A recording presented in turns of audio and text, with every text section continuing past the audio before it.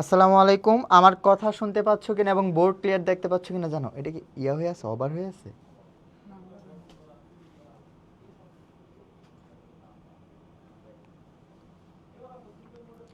আমার কথা শুনতে পাচ্ছ কিনা এবং বোর্ড ক্লিয়ার দেখতে পাচ্ছ কিনা একটু জানাও।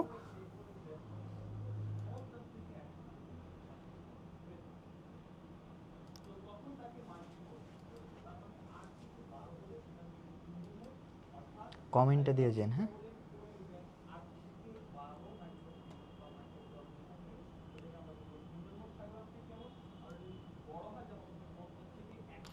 আই এডুকেশন শেয়ার দিতে পারবেন এখান থেকে, শেয়ার পোস্ট। ঠিক আছে।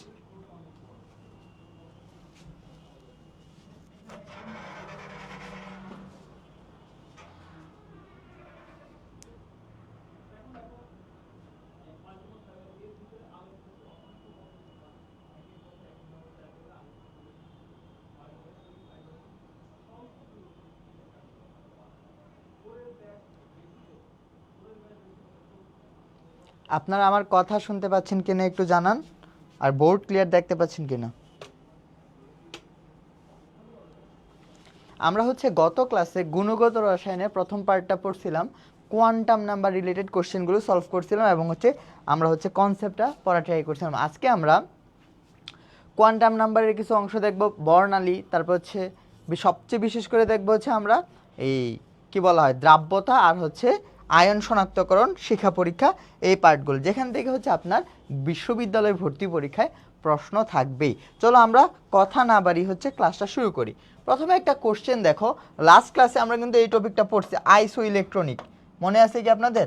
আইসো ইলেকট্রনিক, আইসো মানে কি একই, ইলেকট্রনিক মানে ইলেকট্রন সংখ্যা সমান। তাহলে এখানে দেখো অনেকগুলো আয়ন দেয়া আছে, ক্যাটায়ন দেয়া আছে, অ্যানায়নও দেয়া আছে। তাদের মধ্যে আইসো ইলেকট্রনিককে সেটা আমাকে খুঁজে বের করতে বলছে। তাদের মধ্যে আইসো ইলেকট্রনিককে তাকে আমার খুঁজে বের করতে বলছে। আপনারা খেয়াল করেন এখানে যদি আমি কোশ্চেনগুলো লক্ষ্য করি, ক্যালসিয়াম 2+ মানে কি ক্যালসিয়ামের যতটা ইলেকট্রন ছিল সে 2টা ইলেকট্রন দান করে ফেলছে। একইভাবে পটাশিয়ামের যতটা ইলেকট্রন ছিল ইলেকট্রন সে দান করে ফেলছে। ক্লোরিন যতটা ইলেকট্রন তার ততটা আছে। সালফেট দেখো মানে সালফার 2- মানে কি সালফারের যতটা ইলেকট্রন ছিল সে আরো 2টা গ্রহণ করছে।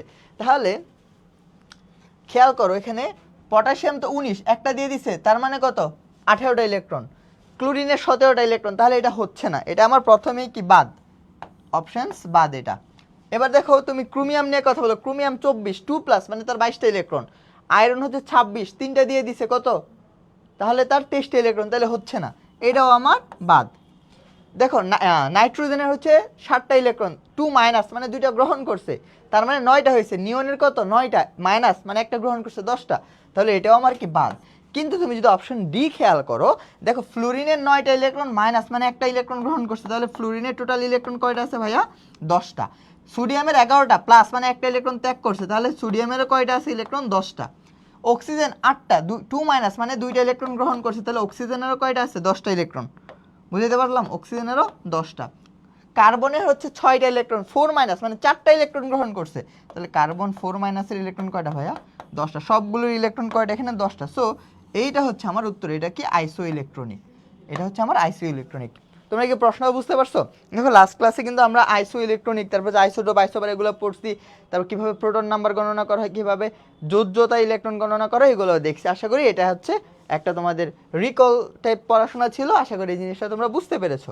এখন যদি আমরা সামনে যাই, দেখো তোমরা যারা আমাদের কোর্সে ভর্তি হও নাই, এখনও তোমরা আমাদের কোর্সে ভর্তি হয়ে যেতে পারো। পদার্থ, রসায়ন, জীব এবং উচ্চতর গণিত প্রত্যেকটা সাবজেক্টে দেখো 20টি করে লাইভ ক্লাস পেয়ে যাবা।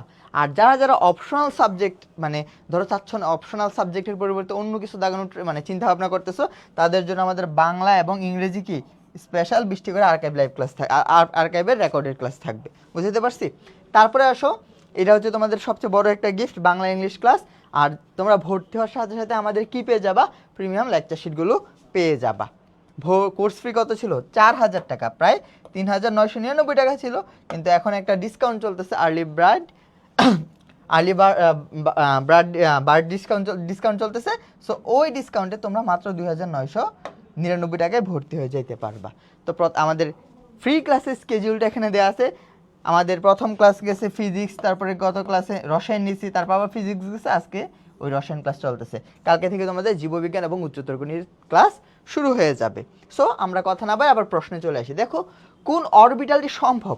এটা এইচএসসিতে যেমন আসে, বিশেষ করে মেডিকেলে, তারপর হচ্ছে জাবি, রাবি, সব জায়গায় এরকম একটা প্রশ্ন হয়ে যায়, কোনটি অসম্ভব? তোমরা কি ক্লাসে আসো?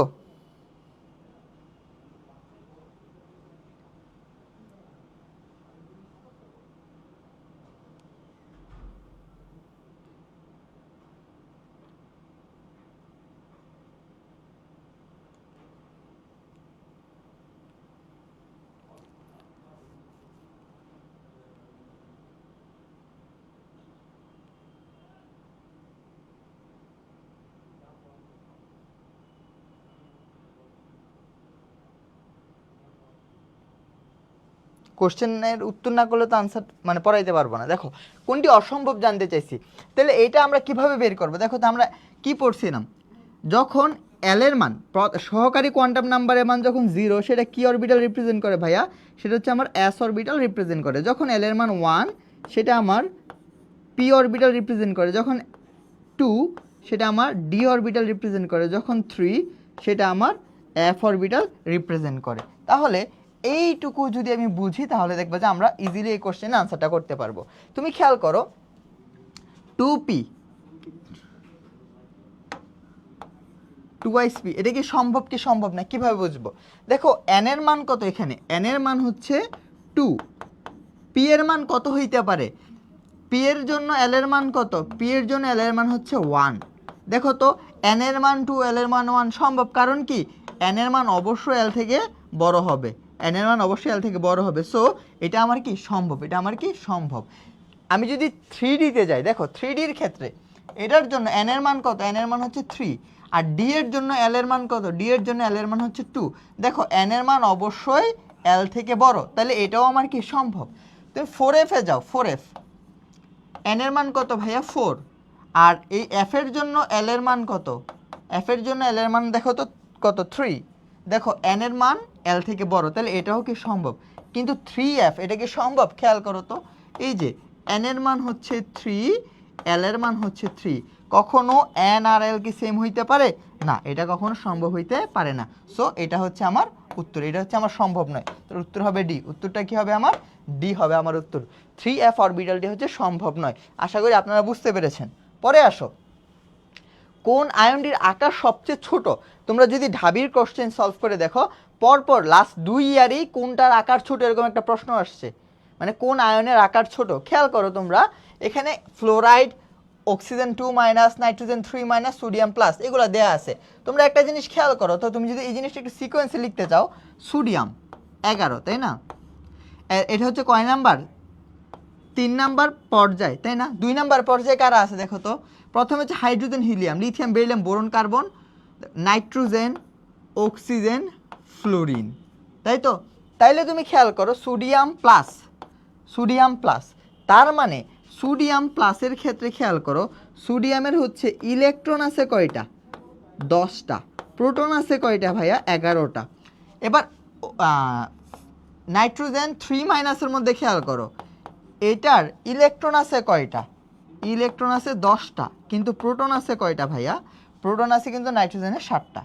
এবার অক্সিজেন 2 মাইনাস নিয়ে যদি কথা বলো, অক্সিজেন 2 মাইনাস মানে তার ইলেকট্রন আছে কয়টা? 10টা। প্রোটন আছে কয়টা ভাইয়া? প্রোটন আছে হচ্ছে তোমার 8টা। ফ্লোরাইড নিয়ে যদি কথা বলো, ইলেকট্রন আছে কয়টা? 10টা। প্রোটন আছে কয়টা ভাইয়া? 9টা। একটা জিনিস খেয়াল করো ভাইয়া, ইলেকট্রন প্রোটন একে অপরকে আকর্ষণ করে।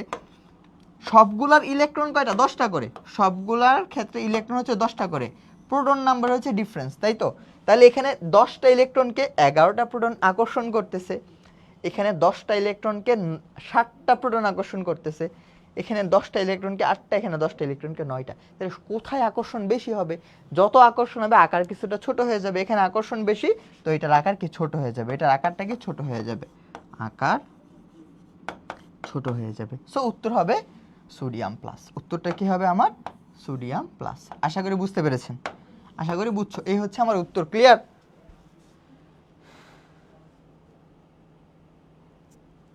এটা হচ্ছে আমার উত্তর। পরবর্তী প্রশ্নে যদি যাই, খেয়াল করো, অ্যালুমিনিয়াম মৌলের 3p1 ইলেকট্রনটির জন্য কোন কোয়ান্টাম নাম্বার সেটটি সঠিক? দেখো অ্যালুমিনিয়াম 13, অ্যালুমিনিয়াম হচ্ছে 13, তাই না? তাহলে ইলেকট্রন কনফিগারেশন করো, 1s2 2s2 2sp6, 10টা হইল। তারপর হচ্ছে thrice-s2 thrice-p1, এই হচ্ছে 13 নাম্বার ইলেকট্রন। বুঝাইতে পারলাম? এই হচ্ছে 13 নাম্বার ইলেকট্রন। তাহলে এটার জন্য n এর মান কত ভাইয়া? n এর মান হচ্ছে 3। যেহেতু p অরবিটাল, l এর মান কত হবে? 1 হবে। যেহেতু 1, m এর মান কি হবে ভাইয়া? প্লাস মাইনাস কত? -1 0 +1, তাই না? তাহলে p এর কয়টা অরবিটাল পড়ছিলাম? 3টা, px py pz। তাহলে px এর জন্য মান কত হয়? -1। py এর জন্য কত হয়? 0। আর pz এর জন্য কত হয়? +1। তাহলে উত্তর কি হবে ভাইয়া? 3 1 -1 বা 1 একটা থাকলেই হইল। উত্তরটা কই ভাইয়া? 3 1 1 পাইছ? হয়েছে 3 1 1। উত্তর হবে আমার এ। তাহলে এই ধরনের প্রশ্ন আসলে কিন্তু আপনাদের পারা লাগবে। এবার পরবর্তীতে আসেন, নেসলা দ্রবণ দ্বারা কোন ক্যাটায়ন শনাক্তকরণ করা হয়? আয়ন শনাক্তকরণ।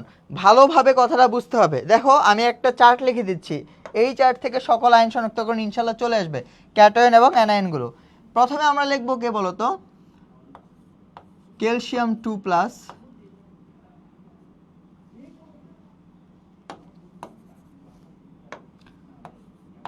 Aluminium 3+, calcium 2+, ferrous, ferric, zinc, copper. এ হচ্ছে আমার ক্যাটায়নগুলো। আমি যদি এই সবগুলো ক্যাটায়নকে আইডেন্টিফাই করতে চাই, আমার একটা বিকারক লাগবে, সেটাকে বলো অ্যামোনিয়াম হাইড্রোক্সাইড। মানে অ্যামোনিয়াম হাইড্রোক্সাইড দ্বারা আমি কি এই সবগুলোকে আইডেন্টিফাই করতে পারবো। তারপরে স্পেসিফিক্যালি ডি ব্লকের সবগুলোকে যদি আমি আলাদাভাবে আইডেন্টিফাই করতে চাই, আমার লাগবে potassium ferrocyanide, K4 FeCN6, potassium ferrocyanide. তারপরে আমি যদি ডি ব্লকের মধ্যে কপার ছাড়া বাকি তিনটাকে আইডেন্টিফাই করতে চাই, আমার লাগবে potassium ferricyanide, K3 FeCN6, potassium ferricyanide. আর শুধু ফেরাস এবং ফেরিককে যদি আইডেন্টিফাই করতে চাই, আমার লাগবে অ্যামোনিয়াম থায়োসায়ানাইড, লাগবে। বুঝাইতে পারলাম? তাহলে এটুকু হইল। তাছাড়া শুধু যদি আমি ক্যালসিয়ামকে আলাদাভাবে আইডেন্টিফাই করতে চাই, আমার লাগবে অ্যামোনিয়াম অক্সালেট। কি লাগবে? অ্যামোনিয়াম অক্সালেট, NH4 2C2O4, এটার নাম কি? Ammonium oxalate. কেমন গেল এগুলা মোটামুটি? তারপর সোডিয়াম আছে, আরেকটা ক্যাটায়ন আছে কি? Sodium plus. এটাকে শনাক্তকরণ করা যায় পটাশিয়াম পাইরো অ্যান্টিমোনেট, K2H2SB2O7, পটাশিয়াম পাইরো অ্যান্টিমোনেট। বুঝতে পারলাম? আরেকটা আছে অ্যামোনিয়াম আয়ন, যেটা এখন প্রশ্নে ছিল, NH4 পজিটিভ। এটাকে করে নেসলার দ্রবণ, নেসলার দ্রবণ দিয়ে আইডেন্টিফাই করা হয়। তাহলে বাকি থাকলো কি আমার অ্যানায়নগুলো। অ্যানায়ন আছে কয়টা আমার? 3টা। অ্যানায়ন আছে আমাদের বইয়ে 3টা, ক্লোরাইড, সালফেট, কার্বনেট। ক্লিয়ার? ক্লোরাইডকে করা হয় সিলভার নাইট্রেট দিয়ে, সিলভার নাইট্রেট দ্রবণ দিয়ে। এই দুইটাকে করা হয় বেরিয়াম নাইট্রেট, বেরিয়াম নাইট্রেট দ্রবণ দিয়ে। যেখান থেকে ধরো বেরিয়াম নাইট্রেট দ্রবণের সাথে যদি যেখানে কার্বন ডাইঅক্সাইড তৈরি হবে সেটা হয় কি? কার্বনেট। আর যেখানে কার্বন ডাইঅক্সাইড তৈরি হবে না সেটা হচ্ছে আমার সালফেট। যদি আমি কি যোগ করি এটার সাথে? HCl যোগ করি, HCl যোগ করি। এই হচ্ছে আমার আয়ন শনাক্তকরণ। এবার যদি প্রশ্নে আসি, নেসলা দ্রবণ দ্বারা কি আইডেন্টিফাই করা হয় ভাইয়া? অ্যামোনিয়াম আয়ন, অ্যামোনিয়াম আয়ন শনাক্তকরণ করা হয়। আশা করি ক্লিয়ার। তারপরে আসো, অক্সিজেনের জারণ সংখ্যা হাফ হলে কোনটি হবে? এই অংশটা ভালো করে বোঝা লাগবে। অক্সিজেনের জারণ সংখ্যা যদি হাফ হয় সেটা কোনটা বোঝাচ্ছে? অক্সিজেনের জারণ সংখ্যা যদি হাফ হয়, খেয়াল করো আমরা দুইটা জিনিস শিখবো, একটা হচ্ছে প্যারঅক্সাইড, একটা হচ্ছে সুপার অক্সাইড। খেয়াল করবা, যদি O2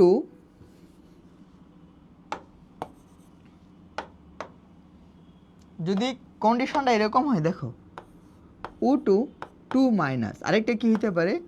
O2 -1। যদি এই ফরম্যাট পাও সেটা হচ্ছে পার অক্সাইড। কি? পার অক্সাইড, অক্সাইড। আর O2 -1 যদি পাও সেটা হচ্ছে সুপার অক্সাইড, সুপার অক্সাইড। মানে কিভাবে আসছে এই জিনিসটা একটু খেয়াল করো। হ্যাঁ, একটু এই অংশটা একটু ভাবে বোঝার চেষ্টা করো, খেয়াল করো। ধরো আমি হাইড্রোজেন পার অক্সাইড লিখলাম H2O2, তাহলে এটাকে আমি কিভাবে লিখতে পারি? অক্সিজেন O2 লিখলাম। কেমন? হাইড্রোজেন কয়টা? 2টা। একটা হাইড্রোজেনের জন্য +1, 2টা হাইড্রোজেনের জন্য 2+, তাই না? তো ওই 2+কে নিউট্রাল করার জন্য -2 দিতে হবে। তাহলে এই ফরম্যাট পাইলে কি হয়? পার অক্সাইড। তাহলে এটা কি? পার অক্সাইড। এখন যদি আমি এটা লিখতাম, দেখো তো NaO2, সোডিয়াম সুপার অক্সাইড। খেয়াল করো, তুমি এখান থেকে কি পাও? অক্সিজেন O2 পাও, একটা সোডিয়ামের জন্য একটা মাইনাস দিতে হবে। তাহলে এটা কার মতো মিলছে? এটার মতো। এটা কি? Super oxide. এটা হচ্ছে সোডিয়াম সুপার অক্সাইড। আমার প্রশ্ন ছিল কি? হাফ মাইনাস হাফ কার? দেখো তো, তোমরা যদি পার অক্সাইড নিয়ে কথা বলো, যেমন H2O2, এটার জন্য জারণ মান বের করো কার? অক্সিজেনের। এখানে কি পাবা? 2x + 2 = 0। তাহলে 2x = -2, আর x এর মান কত আসতেছে? -1, তাই তো? কিন্তু তুমি যদি সুপার অক্সাইড নিয়ে কথা বলো, যেমন সোডিয়াম সুপার অক্সাইড, তাহলে এখানে কি করবা? 2x + 1 = 2। তাহলে 2x = -1, আর x এর মান আসতেছে -1/2। তাহলে খেয়াল করো, x এর মান কখন -1/2 আসতেছে? সুপার অক্সাইডের ক্ষেত্রে। আর পার অক্সাইডের ক্ষেত্রে কত আসতেছে? -1। পার অক্সাইডের ক্ষেত্রে কত আসতেছে? -1। এই দুইটা জিনিস ভালো করে মনে রাখবা। দেখছো? তাহলে এটা হচ্ছে আমার কার জন্য? সুপার অক্সাইডের জন্য। আর এটা কার জন্য? আমার পার অক্সাইডের জন্য। বুঝাইতে পারলাম? একদম সব কিছু শেষ। তাহলে -1/2 কোনটি হবে? Super oxide. সুপার অক্সাইড কি আছে দেখো তো, এই যে দেখো, এটাকে যদি আমি এভাবে ভেঙে লিখি, কি লেখা যায়? O2, একটা পটাশিয়ামের জন্য একটা মাইনাস, তাহলে এটা হবে আমার উত্তর। এটার জন্য কত? এটা হবে আমার উত্তর। বুঝাইতে পারলাম? এটা কি? Super oxide. এটাও কি? এটাও পার অক্সাইড, এটাও পার অক্সাইড। এটা হচ্ছে সুপার অক্সাইড। সুপার অক্সাইডের ক্ষেত্রে কত হয়? -1/2 হয়। বুঝাইতে পারছি? আচ্ছা, প্র্যাকটিস করতে করতে মুখস্থ হয়ে গেছে। মানে আমার কথা হচ্ছে, প্রশ্নটা তো এই -1/2 +1 এটা নাও আসতে পারে। সুপার অক্সাইডের ক্ষেত্রে কিভাবে তুমি আইডেন্টিফাই করবা, পার অক্সাইড কিভাবে আইডেন্টিফাই করবা, মেইন ফ্যাক্টর হচ্ছে এই অংশটা। এইটুকু বুঝছো কিনা? এটা ক্লিয়ার কিনা? কেমন? আচ্ছা, সামনে আসো। পরমাণুতে অরবিটালের ধারণা পাওয়া যায় কোনটি? অরবিটাল কথাটা বুঝো, নট অরবিট। অরবিটালের ধারণা পাওয়া যায় কিসের মাধ্যমে ভাইয়া? কোয়ান্টাম বলবিদ্যা।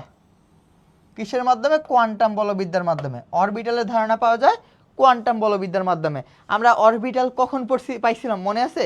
ম্যাগনেটিক কোয়ান্টাম নাম্বারে না? যখন n এর মান থাকবে, l এর মান থাকবে, s এর মান m এর মান থাকবে। দেখো, ধরো শুধু n এর মান আছে কত? 2।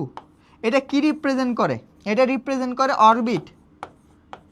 অরবিট যখন ধরো কি আছে, এটা হইতে পারে 2। হ্যাঁ, তারপর ধরো 2p আছে, এটা কি রিপ্রেজেন্ট করে? এটা হচ্ছে উপশক্তি স্তর।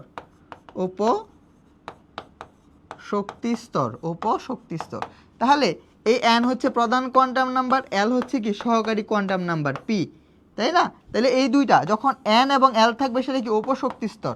আর ধরো আমি যদি স্পেসিফিকভাবে 2px লিখি, তাহলে এটা হচ্ছে আমার প্রধান কোয়ান্টাম নাম্বার, এটা হচ্ছে আমার সহকারী কোয়ান্টাম নাম্বার, এই x হচ্ছে আমার ম্যাগনেটিক কোয়ান্টাম নাম্বার। যখন এইটা পুরাটা থাকবে সেটাকে বলা হয় অরবিটাল, n l m তিনটা যখন একসাথে থাকবে। আশা করি ক্লিয়ার। পরে আসো, আচ্ছা এটা একটা মজার প্রশ্ন, খেয়াল করো কি বলছে, একটি ক্ষারীয় লবণের দ্রবণে যদি বেরিয়াম ক্লোরাইড যোগ করো তাহলে সাদা আদক্ষেপ পাওয়া যায়। তাহলে ক্ষারীয় লবণ, তাই তো, লবণের মধ্যে কি দিচ্ছি, বেরিয়াম ক্লোরাইড দিচ্ছি, তাহলে সাদা আদক্ষেপ পাওয়া যায়। পরে তাকে যদি HCl দেই তখন কি হয়, তা দ্রবীভূত হয় না। লবণটি শিখা পরীক্ষায় সোনালী হলুদ বর্ণ প্রদর্শন করে। এখন আমাকে প্রথমে জানতে হবে শিখা পরীক্ষায় সোনালী হলুদ কে দেয়? শিখা পরীক্ষায় সোনালী হলুদ বর্ণ প্রদর্শন করে হচ্ছে সোডিয়াম। তাহলে যৌগটা আমার এই সোনালী হলুদ দিয়ে আমি কাকে বুঝতেছি, এখানে সোনালী হলুদ দিয়ে আমি বুঝতেছি এখানে কে থাকবে, সোডিয়াম থাকবে। তারপরে কি বলছে, বর্ণ প্রদর্শন সম্ভব, তাই তো, HCl এর সাথে দ্রবীভূত হয় না। তাহলে কথাটা বুঝো, আমি অ্যানায়ন শনাক্তকরণ শিখছি, আমি ক্যাটায়ন পেয়ে গেছি, ক্যাটায়নটাকে হবে সোডিয়াম, তাহলে কপার বাদ, কপার বাদ, তাহলে উত্তর এই দুইটা থেকে যে কোনো একটা হবে, হয় সোডিয়াম সালফেট হবে না হয় সোডিয়াম নাইট্রেট হবে।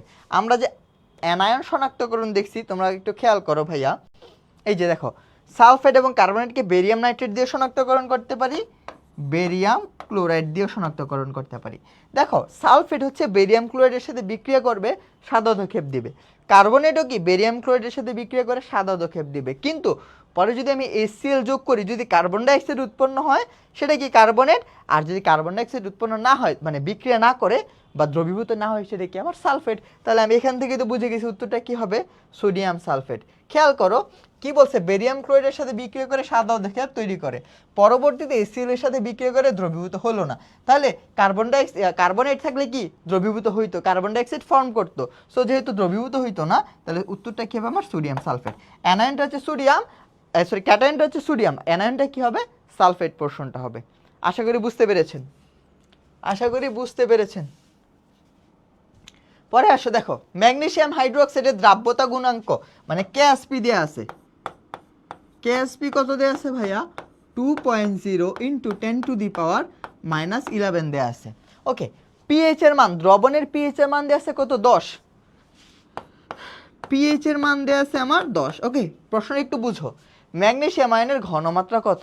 তাহলে এই আমি ম্যাগনেসিয়াম হাইড্রো অক্সাইড, তাই না, হ্যাঁ ম্যাগনেসিয়াম হাইড্রো অক্সাইড, এটা ভাঙবে কিভাবে, ম্যাগনেসিয়াম 2++2 হাইড্রোক্সিল মাইনাস, তাই তো ঘটনা।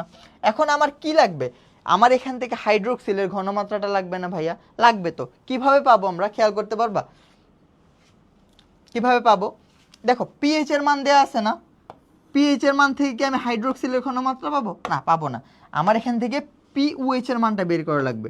তাহলে পিওএইচ সমান কত হবে, 14 - 10, তাহলে এখান থেকে আমি কত পাচ্ছি, 4 পাচ্ছি। এটা কার মান পাচ্ছি, পিওএইচ এর মান পাচ্ছি।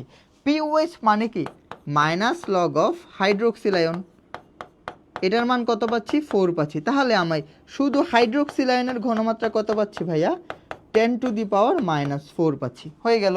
তাহলে আমার হাইড্রোক্সিলের মানটাকে পেয়ে গেছি, আমি এখানে জাস্ট বসাই দেব।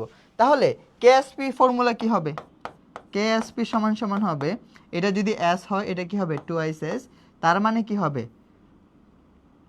4s⁻³ হবে, 4s⁻³। আচ্ছা আমার তো এটা লাগবে না, আমি কার মান বের করবো, ম্যাগনেসিয়ামটা বের করব।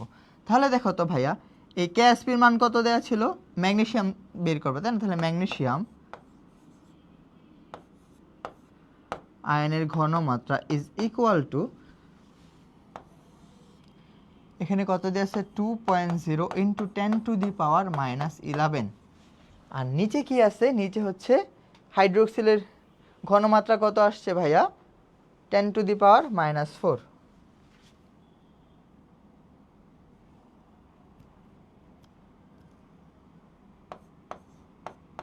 (10⁻⁻4), তাই তো। এখন খেয়াল করো ভাইয়া,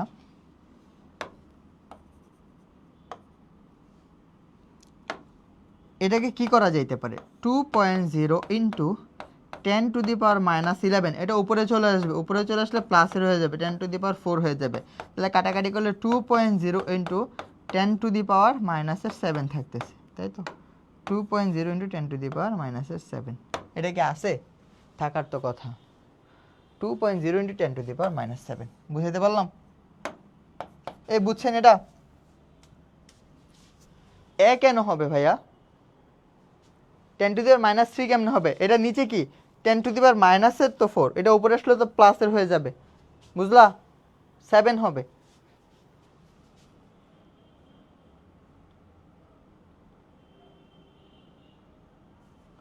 পরবর্তী কোশ্চেন আসো, কি বলছে? হাইড্রোজেন পারমাণবিক বর্ণালীর প্যাস্টেন সিরিজের জন্য কোনটি সঠিক?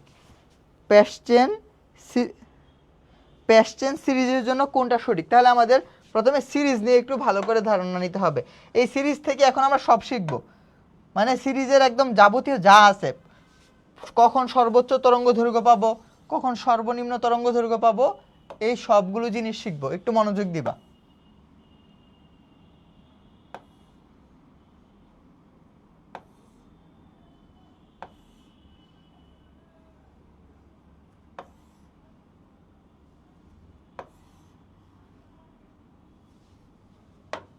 আচ্ছা খেয়াল করো, এটা হচ্ছে আমার 1, এটা 2, এটা 3, এটা 4, এটা 5, 6, 7। তাহলে কি কি ঘটনা ঘটতে পারে এখানে? এখানে কি কি ঘটনা ঘটতে পারে? দেখো, একটা ইলেকট্রন ইনফিনিটি থেকে 1 নাম্বার শক্তি স্তরে আসতে পারে, এই 7 নাম্বার থেকে আসতে পারে, 6 নাম্বার থেকে আসতে পারে, 5 থেকে আসতে পারে, 4 থেকে আসতে পারে, 3 থেকে আসতে পারে, 2 থেকে আসতে পারে।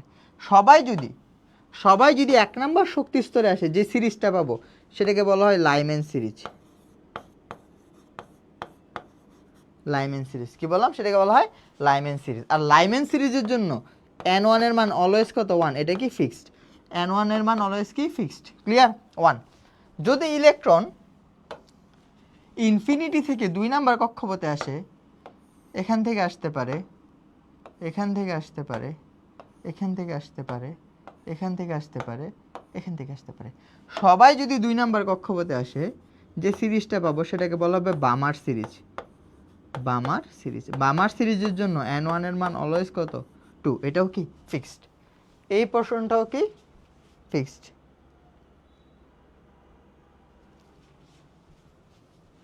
একজন বলতে স্কয়ার হবে, কোথায় স্কয়ার হবে?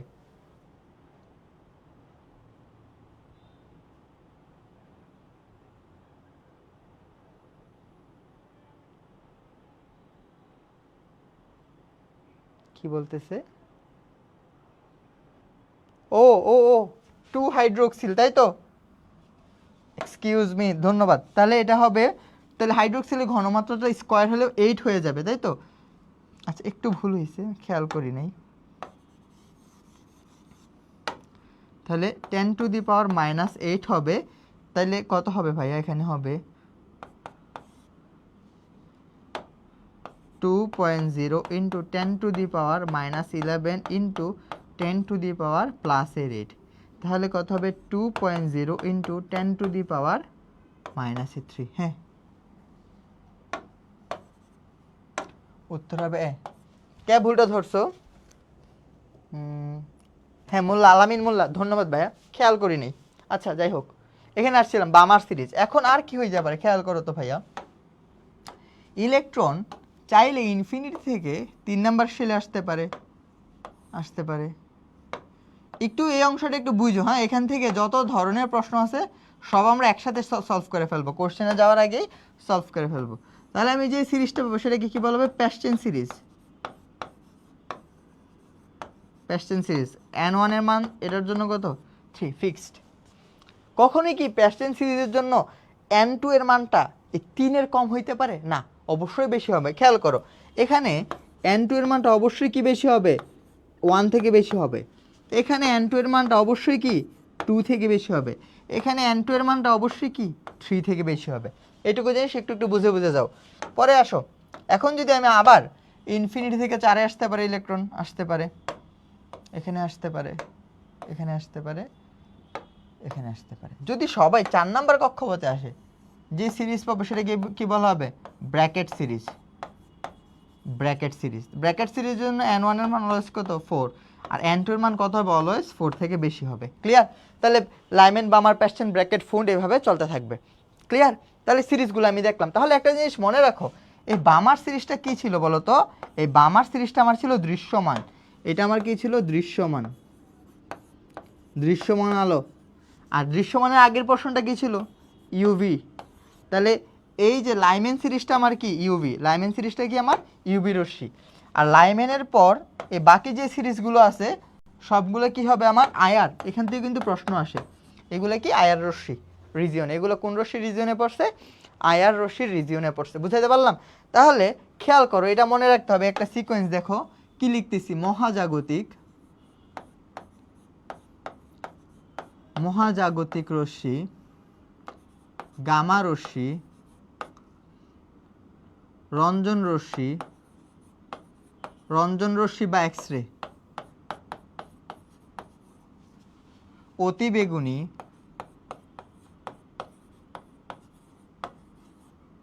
বা ইউভি, দৃশ্যমান,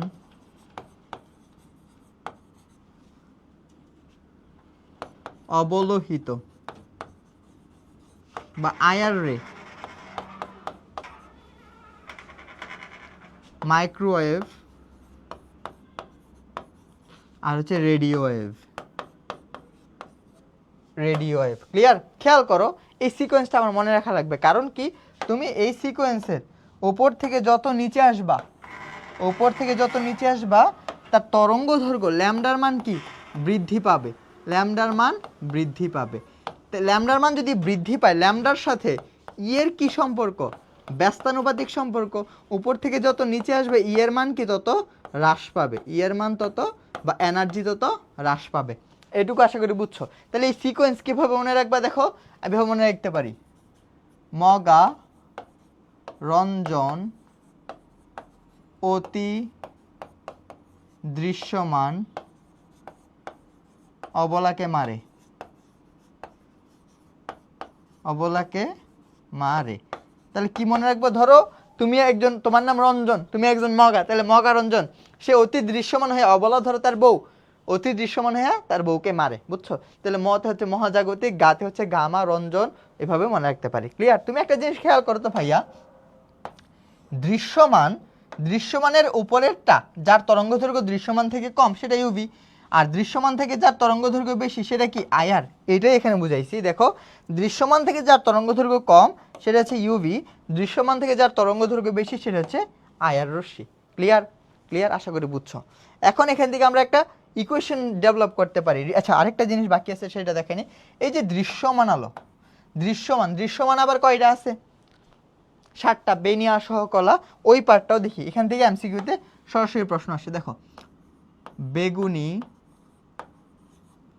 নীল, আসমানি,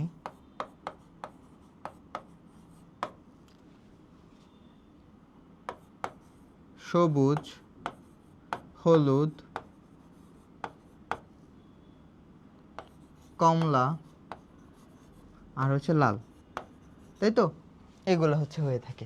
তাহলে তাদের তরঙ্গ দৈর্ঘ্য মনে রাখতে হবে আমাদের। হ্যাঁ, এটা দিয়ে সরাসরি মেডিকেলে যারা পরীক্ষা দিবা বা জাহাঙ্গীরনগর ডি ইউনিটে পরীক্ষা দিবা তাদের জন্য ইম্পর্টেন্ট। সো এটা একটু দেখাই দিচ্ছি। দেখো, এগুলার তরঙ্গ দৈর্ঘ্য, এগুলার তরঙ্গ দৈর্ঘ্য মনে রাখা খুবই সহজ। এগুলোর তরঙ্গ দৈর্ঘ্য মনে রাখা খুবই সহজ। শুরু কত? 380 থেকে শুরু, শেষ কত? 780-তে শেষ। দৃশ্যমান আলো কত? 380 থেকে শুরু, 780-তে শেষ। আমি প্রথম পোর্শনে এটা লিখে ফেলছি। তারপরে কি লিখবা? 3 লিখছো একবার, তাহলে তুমি 4 দুইবার লিখবা, লিখলাম 4 দুইবার। 5 3বার লিখবা, লিখলাম 5 3বার। 6 একবার লিখবা, শেষ। এটা মনে রাখবা 620, 620 থেকে 780 ন্যানোমিটার। দেখো হয়ে গেছে। তারপরে লিখবা কি? প্রথম যে 5 এটাকে ডাবল জিরো দিবা, প্রথম যে 5 এটাকে ডাবল জিরো দিবা। তারপর সবার শেষের গুলো হচ্ছে 55 লিখবা, সবগুলোকে কি 55 লিখবা। লিখলাম। প্রথমে দিবা 2, আচ্ছা আমি এটা অন্য কালার দিয়ে দিচ্ছি। দেখো, প্রথমে লিখবা কি? 2 4, পরে লিখবা 7 8, শেষ। 2 4 7 8। ক্লিয়ার? এভাবে যদি লিখতে পারো পুরোটাই হয়ে গেছে। তাহলে এটা 380 থেকে কত হবে? 425 হবে। 425 থেকে কত হবে? 445 হবে। 445 থেকে কত হবে? 500 হবে। 500 থেকে কত হবে? 575 হবে, 575 থেকে 585 হবে, 585 থেকে 620 হবে, আর 620 থেকে 780 ন্যানোমিটার। দেখছো সবগুলো ইউনিট কি ন্যানোমিটার, ন্যানোমিটার। তাহলে এটা যদি মনে রাখতে পারো কোন কালারের কত তরঙ্গ দৈর্ঘ্য, এটাও মনে রাখা যায়। কি বলছি প্রথমে 380 থেকে 780, 3 একবার লিখছি, 4 দুইবার, 5 তিনবার, 6 একবার, 6 এর টাকা তো 620 লিখে ফেললাম। তারপর সবগুলো শেষে 55 দিব, কিন্তু প্রথম 5 00, 2 4 7 8 শেষ। মনে থাকবে? এই জানো একটু এটা কি বুঝতে পারছো? মনে থাকবে? আশা করি এটা বুঝতে পারছো। তাহলে এটা থেকে আমি কি বলতে পারি দেখো তো, আমি যদি বলি এদের মধ্যে কার এনার্জি বেশি, তুমি যত উপর থেকে নিচে আসবা তার তরঙ্গ দৈর্ঘ্য বৃদ্ধি পাচ্ছে, তরঙ্গ দৈর্ঘ্য বৃদ্ধি পাচ্ছে, কিন্তু এনার্জি কি, এনার্জি আবার কমতেছে। ক্লিয়ার? তাহলে এইগুলোর মধ্যে সবচেয়ে এনার্জি কার বেশি হবে? মহাজাগতিকের, তারপরে গামার। আর তরঙ্গ দৈর্ঘ্য কার বেশি হবে? রেডিও ওয়েভের। তরঙ্গ দৈর্ঘ্য কার বেশি হবে? রেডিও ওয়েভের। ক্লিয়ার? আশা করি বুঝছো। এইবার এখানে আরেকটু পড়াশোনা আছে। আমি যদি বলি বামার সিরিজের 2 নাম্বার লাইন, কি বললাম? বামার সিরিজের 2 নাম্বার লাইন। খেয়াল করো ভাইয়া, বামার সিরিজের এটা হচ্ছে 1 নাম্বার লাইন, এটা হচ্ছে আমার 2 নাম্বার লাইন। তাহলে বামার সিরিজের 2 নাম্বার লাইনের জন্য n2 এর মান কত হবে? n1 এর মান তো 2 ফিক্সড, কিন্তু বামার সিরিজে 2 নাম্বার লাইনের জন্য n2 এর মান কত? খেয়াল করো যে কই থেকে আসছে? 4 থেকে না? বুঝতে পারলাম? বামার সিরিজের 2 নাম্বার লাইনটা কই থেকে আসছে? 4 থেকে। আমি যদি এটা বাদ দিই, প্যাস্টেন সিরিজ বলি, প্যাস্টেন সিরিজের 2 নাম্বার লাইন খেয়াল করো, এটা হচ্ছে 1 নাম্বার লাইন, এটা হচ্ছে আমার 2 নাম্বার লাইন। কই থেকে আসছে খেয়াল করো তো, দেখো তো 5 থেকে। খেয়াল করছো? তাহলে এটা কিভাবে বের করব? একটা ফর্মুলা আছে না, সিরিজের তম লাইন। তাহলে এটার জন্য আমি এই পার্টটা মনে রাখবো। কি বললাম? সিরিজের তম লাইন, সিরিজের তম লাইন, তম লাইন, তম লাইনের জন্য n2 এর মান কি হবে? n2 এর মান হবে n1 প্লাস তম লাইন। কি বললাম? n1 প্লাস তম লাইন, n1 প্লাস তম লাইন। ক্লিয়ার? n1 প্লাস তম লাইন, এই ফর্মুলা মনে রাখা লাগবে, n1 প্লাস তম লাইন। এখন আমি যদি প্রশ্ন করি, ধরো ব্র্যাকেট সিরিজ, ব্র্যাকেট সিরিজের 1000 তম লাইনের জন্য 1000 তম লাইনের জন্য n2 এর মান কত? তুমি কি 1000টা লাইন টানবা? না, সূত্র তো আমরা জানি, যেহেতু ব্র্যাকেট সিরিজ ভাইয়া, তাই না? ব্র্যাকেট সিরিজের জন্য n1 এর মান কত? 4, এটা আমার ফিক্সড, এটা চেঞ্জ হবে না। তাহলে n2 এর মানটা কি হবে? n2 এর মানটা হবে n1 প্লাস তম লাইন। তাহলে n1 এর মান 4, কত তম লাইন? 1000 তম লাইন, 1000 তম লাইন। তাহলে উত্তর কি হবে? 1004, 1004 তম। তাহলে n2 এর মান কত হবে? 1004। বুঝাতে পারছি? তাহলে এই তম লাইন নিয়ে যেন আমাদের কোনো ঝামেলা না হয়, যেই কোনো সিরিজ বলো তার তম লাইন আমরা যেন বের করতে পারি। ক্লিয়ার? ওকে, এবার আমরা হচ্ছে কোশ্চেনটার মধ্যে যাই। কোশ্চেনটা কই ছিল? এই যে দেখো, হাইড্রোজেন পারমাণবিক বর্ণালীর প্যাস্টেন সিরিজের জন্য কি বলছে? প্যাস্টেন সিরিজের জন্য কোনটি সঠিক? দেখো প্যাস্টেন, প্যাস্টেন বলছে n1 এর মান কত? 3, এটা ফিক্সড। আর n2 এর মান কত হবে? অবশ্যই 3 থেকে বেশি হবে, অবশ্যই কি 3 থেকে বেশি হবে। খেয়াল করে এইটুকু মনে রাখতে পারলেই শেষ। n1 এর মান, n2 এর মান এটা হইতে পারে না। n1 এর মান 1, সেটা কি সিরিজ? এটা হচ্ছে আমার লাইমেন সিরিজ। এটা আমার কি? Lyman series, Lyman. n1 এর মান 2, এটা কি? বামার সিরিজ, বামার। n1 এর মান 3, এই যে প্যাস্টেন, পাইছো? প্যাস্টেন। তাহলে প্যাস্টেনের মান n1 এর মান 3, n2 এর মান অবশ্যই 3 থেকে বেশি হবে, 4 5 6 7। তাহলে উত্তরটা হবে কি? সি। উত্তরটা হবে সি। তোমরা কি এটা বুঝছো? আশা করি এটা বুঝছেন। পরের প্রশ্নে যাই। আচ্ছা, এটা হচ্ছে তেজস্ক্রিয়তার একটা অংশ থেকে, এটা সহজ একদম। তোমরা মানে কি করবা, এই পাশ সুই পাশ মিলাই দিবা, তাইলে শেষ। হ্যাঁ, শক্তির সাথে তরঙ্গ দৈর্ঘ্য ব্যস্তানুপাতিক। এই ভুল লিখছো, তরঙ্গ ব্যস্তানুপাতিক না, শক্তির সাথে তরঙ্গ দৈর্ঘ্য ব্যস্তানুপাতিক। হ্যাঁ, ল্যামডা মানে কি? তরঙ্গ দৈর্ঘ্য। আচ্ছা, খেয়াল করো কোন প্রক্রিয়াতে এটা উৎপন্ন হয়। ঘটনাটা কি হচ্ছে দেখো, এখানে থুরিয়া ছিল, থুরিয়াম, তাই তো 90, আর হচ্ছে 234। আর উৎপাদন কি হচ্ছে খেয়াল করো তো ভাইয়া, প্যালাডিয়াম, তাই না 91, আর হচ্ছে 234, তাই তো ঘটনা। এই ধরনের প্রশ্ন বোঝার জন্য তোমাকে জাস্ট ছোট্ট একটা জিনিস শেখাচ্ছি, সেটা মনে রাখবা। দেখো, যখন আলফা কণা ইমিশন হবে তখন কি হবে? আলফা কণা ইমিশন হলে, আলফা কণা মানে কি মনে আছে তোমার? দ্বিধনাত্মক হিলিয়াম নিউক্লিয়াস, হিলিয়াম 2 4 2 প্লাস। যখন আলফা কণা ইমিশন হবে তখন ভর সংখ্যা 4 কমবে এবং প্রোটন সংখ্যা 2 কমবে। এটা হচ্ছে আলফা কণার জন্য। এটা কার জন্য? আলফা কণার জন্য। ক্লিয়ার? এবার আসো বিটা কণা যখন ইমিশন হবে তখন ভর সংখ্যা সেম থাকবে। ভর সংখ্যা কি থাকবে? সেম থাকবে, কিন্তু প্রোটন সংখ্যা 1 বাড়বে। আর কিচ্ছু মনে না রাখলে, শুধু এইটুকু মনে রাখলে সব পারবা। আর গামা কণা ইমিশন হলে কোনো চেঞ্জ হয় না, এটা একটা তড়িৎচুম্বক রশ্মি। ক্লিয়ার? তাহলে এখানে দেখো কি হয়েছে, তার ভর সংখ্যা কত? 234, ভর সংখ্যা সেম, কিন্তু প্রোটন সংখ্যা কত? 90 ছিল, এখানে কত হয়েছে ভাই? 91। প্রোটন সংখ্যা 1 বৃদ্ধি পাইছে, তাহলে অবশ্যই কি বিটা কণা। অবশ্যই উত্তর কি হবে? বিটা কণা ইমিশন হয়েছে। ক্লিয়ার? বুঝাইতে পারছি? একটু জানাও, এটা বুঝছো কিনা একটু জানাও।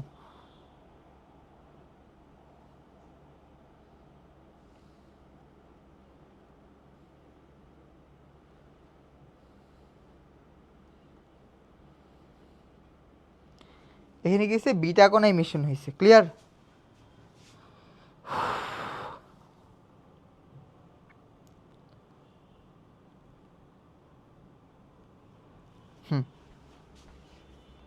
ওকে, ঠিক আছে। পরে আসো। আচ্ছা, এই প্রশ্ন দেখো, নিচের কোন আলোক তরঙ্গ দৈর্ঘ্য সবচেয়ে দীর্ঘ? কি জানতে চাইছে ভাইয়া? তরঙ্গ দৈর্ঘ্য দীর্ঘকার। যার তরঙ্গ দৈর্ঘ্য দীর্ঘ তার শক্তি কম। তাহলে ওই সিকোয়েন্স, যে যত নিচে তার তরঙ্গ দৈর্ঘ্য বেশি। তাহলে কি পড়ছিলাম? মগা রঞ্জন অতি দৃশ্যমান অবলাকে মারে। তাহলে মগা রঞ্জন, তাহলে মগা গামা হবে না, মগা রঞ্জন রশ্মি হবে না, অতি দৃশ্যমান মারে মাইক্রোওয়েভ। দেখছো উত্তর কি হবে? খ। মাইক্রোওয়েভ কি সবার নিচে ছিল না? রেডিও ওয়েভ, মাইক্রোওয়েভ, মারে। তো মারে কি রেডিওর আগে ছিল মাইক্রোওয়েভ, তো উত্তরটা হবে কি আমার? খ। এটার কি বেশি? এটার হচ্ছে ল্যামডা বেশি, আর এনার্জি কি? এনার্জি হচ্ছে কম। ল্যামডা বেশি, এনার্জি হচ্ছে কম। বুঝছেন? আশা করি ক্লিয়ার। এবার আসো, অ্যালুমিনিয়াম হাইড্রোক্সাইডের দ্রাব্যতা গুণফল। দ্রাব্যতা দেওয়া আছে কি? x গ্রাম পার লিটারে দেওয়া আছে, x গ্রাম পার লিটার। তাহলে দ্রাব্যতা গুণফল কত? তাহলে অ্যালুমিনিয়াম হাইড্রোক্সাইড কিভাবে ভাঙে সেটা আমার জানতে হবে। অ্যালুমিনিয়াম হাইড্রোক্সাইড,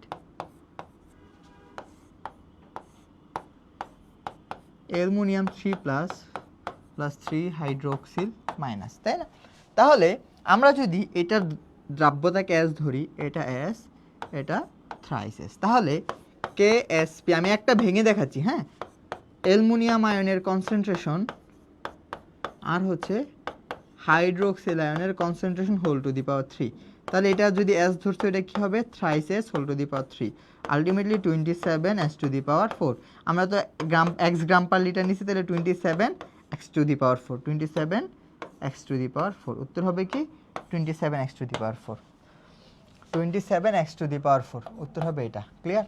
তবে এটা আমরা ইজিলি কিভাবে করবো দেখো, যেই কোনো দেখ না কেন, ধরো এখানে আমি a two the power x b two the power y লিখছি, কেমন? তাহলে এটা কি হবে? x b y। তাহলে এটার KSPটা কি হবে? a কয়টা আছে? x সংখ্যক, তাহলে x এর উপর x দিবা। y কয়টা আছে? y সংখ্যক, y এর উপরে y দিবা। মানে b কয়টা আছে? y সংখ্যক, y এর উপর y দিব। দ্রাব্যতা কি? s, s এর উপরে কে যাবে? x plus y। এটা ভাবে মনে রাখা যায়, আমার উপরে আমি, তোমার উপরে তুমি, আর দ্রাব্যতার উপরে যাব আমি প্লাস তুমি। এটাই কি আমার KSP। যেই কোনো লবণ দেখ তোমরা এভাবে তার দ্রাব্যতা গুণফল বের করে ফেলতে পারবে। একটা উদাহরণ দেখি, দেখো আমি যদি এখানে Al2O3 দিতাম, তাহলে এটার কি হইতো? অ্যালুমিনা। এটার KSP ফর্মুলা কি হইতো? দেখো KSP, অ্যালুমিনিয়াম কয়টা আছে? 2টা, মানে 2 এর উপরে 2। অক্সিজেন কয়টা আছে? 3টা, 3 এর উপরে 3। আর দ্রাব্যতার উপরে কে যাবে? আমি প্লাস তুমি, মানে 2 + 3। তাহলে কি হইতো বলো তো? 4 × 27 S টু দি পাওয়ার 5, তাই তো? তাহলে 4 আর 27 108 S টু দি পাওয়ার 5। বুঝাইতে পারছি? তাহলে যে কোনো দেখ না কেন আমরা এই শর্টকাট অ্যাপ্লাই করে কি বের করে ফেলতে পারবো, এই শর্টকাট করে বের করে ফেলতে পারবো। শেষ। আশা করি দ্রাব্যতার এই ঝামেলা নিয়ে আর এইগুলো নিয়ে আর কখনো ঝামেলা হবে না। এবার আসো, সর্বোচ্চ তরঙ্গ দৈর্ঘ্য, সর্বনিম্ন তরঙ্গ দৈর্ঘ্য রিলেটেড কথাবার্তা। দেখো রিডবার্গ ধ্রুবক যদি RH হয়, এটা হবে H, হ্যাঁ RH হয়, এগুলো এখন রিটেনে আসে। হাইড্রোজেন পারমাণবিক বর্ণের বামার সিরিজের, বলে দিছি কি সিরিজ? বামার। খেয়াল করো, বলছে বামার সিরিজ, যেহেতু বামার সিরিজ বলছে N1 এর মান অলওয়েজ কত? 2। সর্বনিম্ন তরঙ্গ সংখ্যার বিপরীত, দেখো সর্বনিম্ন তরঙ্গ সংখ্যা, সর্বনিম্ন তরঙ্গ সংখ্যা মানে কি? নিউ বারটা কি? মিনিমাম। মিনিমাম, এটার জন্য কোনটা সঠিক বুঝাইতে পারলাম? এখন সর্বনিম্ন তরঙ্গ সংখ্যা এই জিনিসটা যদি আমরা বোঝার ট্রাই করি, একটু খেয়াল করো ভাইয়া। ধরো আমি একটা অরবিটাল আঁকি, একটা অরবিটাল আঁকাই, দাঁড়াও একটা মিনিট, আর আঁকানো লাগবে না, এটুকুই হবে। ধরো এটা হচ্ছে তার নিউক্লিয়াস, ওকে। এটা হচ্ছে 1 নম্বর কক্ষপথ, এটা 2, এটা 3 নম্বর কক্ষপথ, 1 2 3। আমরা কি পড়ছিলাম মনে আছে? E is equal to HC divided by lambda. তাহলে E এর সাথে ল্যামডার কি সম্পর্ক? ব্যস্তানুপাতিক সম্পর্ক, তাই তো? এখন তুমি যদি ল্যামডা ম্যাক্সিমাম পাইতে চাও, তখন E তোমাকে কি নিতে হবে ভাইয়া? মিনিমাম নিতে হবে। E তোমাকে মিনিমাম নিতে হবে। এইটুকু বুঝছো কিনা একটু বল। তুমি ল্যামডা যখন ম্যাক্সিমাম পাইতে চাও, E তোমাকে কি নিতে হবে? মিনিমাম নিতে হবে, ভাইস ভার্সা। E যদি ম্যাক্সিমাম পাইতে চাও, ল্যামডা মিনিমাম নিতে হবে, ভাইস ভার্সা। E যদি তুমি ম্যাক্স পাইতে চাও, ল্যামডাকে তোমার মিনিমাম নিতে হবে। এখন আসো আরেকটা সম্পর্কে যাই। দেখো নিউ বার মানে তরঙ্গ সংখ্যা সমান সমান কি? 1 বাই ল্যামডা না সূত্র? তাহলে তরঙ্গ সংখ্যার সাথে ল্যামডার কি সম্পর্ক? ব্যস্তানুপাতিক। যদি তরঙ্গ সংখ্যা আর ল্যামডা ব্যস্তানুপাতিক হয়, ল্যামডার সাথে ই এর কি ব্যস্তানুপাতিক, তাহলে নিউ বার আর ই কি সমানুপাতিক। তাহলে ই এর সাথে ই ইজ প্রপোর্শনাল টু কি? নিউ বার। তার মানে ই যখন তুমি ম্যাক্সিমাম চাও, তখন তুমি নিউ বারও কি ম্যাক্সিমাম পাও। অথবা ভাইস ভার্সা, ই যদি তুমি মিনিমাম চাও, তখন নিউ বারটাও কি হয়ে যাবে? মিনিমাম হয়ে যাবে। তাহলে এটা আরেকটা অংশ ক্লিয়ার। এখন আরেকটা সম্পর্ক দেখবো আমরা, আরেকটা সম্পর্ক দেখবো, সেটা হচ্ছে নিউ ফ্রিকোয়েন্সির সাথে কি সম্পর্ক। দেখো ই সমান সমান কি পড়ছো? H new. তাহলে ই এর সাথে নিউর কি সম্পর্ক? কম্পাঙ্কের কি সম্পর্ক? সমানুপাতিক। তাহলে এখান থেকে আমি কি লিখতে পারি? ই যদি আমি ম্যাক্সিমাম পাই, তখন আমার নিউ কি হবে? ম্যাক্স হয়ে যাবে। অথবা ই যদি আমি মিনিমাম পাই, আমার নিউ কি মিনিমাম হয়ে যাবে। তাহলে এই 3-4টা কনসেপ্ট যদি একটু বুঝো, তাহলে হচ্ছে আমি এই রিলেটেড সকল প্রশ্ন সলভ করতে পারবো। বুঝছো? আশা করি এটুকু বুঝছো। এখন আসো, এটা হচ্ছে আমার একটা অরবিটাল, এখানে একটা ইলেকট্রন আছে। কত নাম্বার? 1 নাম্বার কক্ষপথে ইলেকট্রন আছে, 2 নাম্বার কক্ষপথে একটা ইলেকট্রন আছে, 3 নাম্বার কক্ষপথে একটা ইলেকট্রন আছে। এখন একটা ইলেকট্রন ধরো 2 নাম্বার কক্ষপথ থেকে 1 নাম্বার কক্ষপথে আসছে। এখানে এনার্জি ডিফারেন্স বেশি নাকি 3 নাম্বার থেকে 2 নাম্বার আসছে? কোথায় এনার্জি ডিফারেন্স বেশি? মানে যত দূর থেকে আসবে তত কি এনার্জি বেশি। মানে 1 নাম্বার কক্ষপথ থেকে শক্তি কার বেশি? 2 নাম্বার কক্ষপথের। 2 থেকে শক্তি কার বেশি? 3 নাম্বার কক্ষপথের। দেখো তুমি যত দূরে যাচ্ছ শক্তি বাড়তেছে, তাহলে কি কমতেছে? ল্যামডা কমতেছে। বুঝছো? শক্তি যদি বাড়ে, ই যদি ম্যাক্স হয়, ল্যামডা কি হইতে থাকে? মিনিমাম হইতে থাকে। এইটুকু কি বুঝাইতে পারছি? এইটুকু আশা করি বুঝাইতে পারছি। এখন যদি আমি বলি বামার সিরিজ, কি বললাম? বামার সিরিজ। বামার সিরিজের জন্য n1 এর মান তো 2, এটা ফিক্সড। এটা কি ফিক্সড? এটা চেঞ্জ হবে না। আমার জানতে চাইছে মিনিমাম লাগবে কি নিউ বার। তাহলে নিউ বারের সাথে ই এর কি সম্পর্ক? নিউ বার যদি আমি মিনিমাম চাই, ইও আমার কি লাগবে ভাইয়া? মিনিমাম লাগবে, যেহেতু ই আর নিউ বার কি মিনিমাম সমানুপাতিক সম্পর্ক। তাহলে ই মিনিমাম কখন পাবো? জাস্ট ইমিডিয়েট পরেরটা থেকে আসলে। ইনফিনিটি থেকে তো অনেক শক্তি হয়ে যাবে। তাহলে n1 এর মান যদি 2 হয়, তাহলে n2 এর মানটা কি হবে? তার ইমিডিয়েট বড়। তার ইমিডিয়েট বড় কত? 3। 2 এর ইমিডিয়েট বড় 3। যদি এখানে 4 দিতাম তাহলে কি এনার্জি বেড়ে যাইত, কিন্তু আমার তো এনার্জি মিনিমাম লাগবে, তাই তো? তাহলে এখন যদি আমি রিডবার্গ ইকুয়েশন ফলো করি, 1 by lambda is equal to RH Z square 1/n1 square minus 1/n2 square. এখানে n1 কি ফাইনালি কোথায় আসছে আর n2 কি কোথায় ছিল, তাই না? তাহলে এখানে যে আমি ক্যালকুলেশন করি জেড এর মান কত 1, যেহেতু হাইড্রোজেন পারমাণবিক বর্ণালী, তাহলে 1/4 মাইনাস 1/9 হবে। ক্লিয়ার?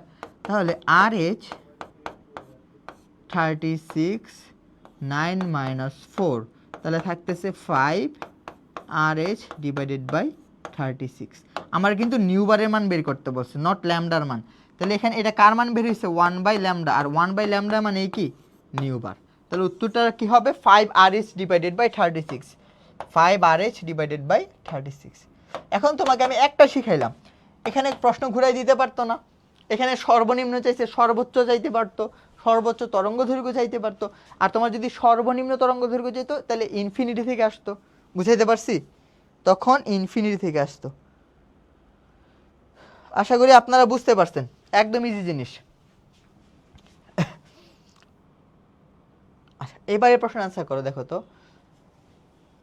2p অরবিটালের জন্য n এর মান, l এর মান, m এর মান কোনটা হবে? 2p অরবিটাল 2sp, এখানে 2 মানে কি n এর মান কত 2, p এর জন্য l এর মান কত, p এর জন্য l এর মান হচ্ছে 1, তাহলে n এর মান হচ্ছে 2, l এর মান হচ্ছে 1, তাহলে m এর মান কি হবে ভাইয়া -1 0 +1। কই আছে দেখো, এটা কই আছে 2 1, এই যে বি নাম্বার হচ্ছে উত্তর, উত্তর হবে বি বা খ।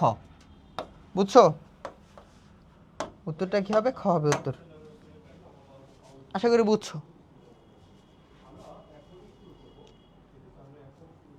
পরে আচ্ছা, এটা মজার জিনিস, নাইট্রেট অ্যানায়নে, এর দন্ত অ্যানায়নে হবে, হ্যাঁ অ্যানায়নে। নাইট্রেট অ্যানায়নে কয়টি ইলেকট্রন রয়েছে? এখন তো যদি তুমি নাইট্রেট অ্যানায়ন আঁকতে না পারো তাহলে কি পারবা? নাইট্রেট অ্যানায়ন আঁকা লাগবে। নাইট্রেট কোনটা দেখো, NO3-, এটা গত ক্লাসে দেখাই বলছি। কয়টা ইলেকট্রন আছে? নাইট্রোজেনের কয়টা ইলেকট্রন আছে ভাইয়া? 7টা। অক্সিজেনের কয়টা আছে ভাইয়া? 3 8 24, 8 × 3, মাইনাস মানে কি একটা ইলেকট্রন গ্রহণ করছে, তাহলে 7 + 3 8 24 + 1, তাহলে কত হচ্ছে 26 6 24 1 25, 25 আর 7 কত 32টি। উত্তর কত হবে? 32টি। বুঝছো? তোমাকে সংকেতও দিতে পারে, সংকেত ছাড়াও দিতে পারে। আশা করি এটা সবাই পারবা, এই প্যাটার্ন শিখে ফেলছি। দেখো কি হচ্ছে, খালি মিলাইবা কি আছে এখানে। ভর সংখ্যা কত 26, এখানে 2, টোটাল ভর সংখ্যা কত 28, প্রোটন সংখ্যা কত 12 1 13 13, এই পাশে সেম হইতে হবে। এখানে 24 আছে, এখানে 11 আছে, তাহলে এমন একটা জিনিস এক্স উৎপাদন হবে। তাহলে 28 থেকে যদি 24 চলে যায় কত থাকতেছে 4, 11 থেকে যদি কত চলে যায় 13 চলে যায়, 13 থেকে যদি 11 চলে যায় আর কত থাকতেছে 2, এটা কি বলো তো 2 4, হিলিয়াম না, এরকম ছিল না, He2 4 2+ হিলিয়াম আয়ন। হিলিয়াম দ্বিধনাত্মক হিলিয়াম নিউক্লিয়াসকে কি বলা হয়? Alpha particle. উত্তর হবে আলফা পার্টিকল। বুঝছো? এটা বুঝছো কিনা একটু জানাও। 25-এর ঘ। আচ্ছা 27 জানো একটু, 27 কি হবে? 27 কি হবে বুঝছো কিনা দেখো, মানে আমরা হচ্ছে ভর সংখ্যা মিলাবো, প্রোটন সংখ্যা মিলাবো, তাহলে উত্তর বের হয়ে যাবে। হ্যাঁ বুঝছো আশা করি, সুন্দর। পরে আসো। আচ্ছা এটা মজার প্রশ্ন, হ্যাঁ মেডিকেলে বেশি আসে। কোন রশ্মি প্রয়োগ করে মস্তিষ্কের হিমোগ্লোবিন শোষিত অক্সিজেনের মাত্রা নিয়ন্ত্রণ করা হয়? মনে রাখবা আয়ার রশ্মির 3টা ব্যবহার আছে। আয়ার 3 ধরনের, আয়ার রে, হ্যাঁ ইনফ্রারেড রে 3 ধরনের। একটা হচ্ছে নিয়ার আয়ার, একটা হচ্ছে মিডল আয়ার, আরেকটা হচ্ছে ফার আয়ার। ক্লিয়ার? ওকে দেখো নিয়ার দিয়ে মস্তিষ্কের যত সমস্যা, মস্তিষ্কের যত সমস্যা ওগুলো ফিক্স করা, এবং হচ্ছে ব্রুনের যত সমস্যা এগুলো হচ্ছে নিয়ার আয়ার দিয়ে ফিক্স করা হয়। মিডল আয়ার দিয়ে হচ্ছে জৈব যৌগের কার্যকরীমূলক শনাক্ত, জৈব যৌগের কার্যকরীমূলক শনাক্ত করা হয়। আর ফার আয়ার দিয়ে হচ্ছে ব্যথা বেদনা,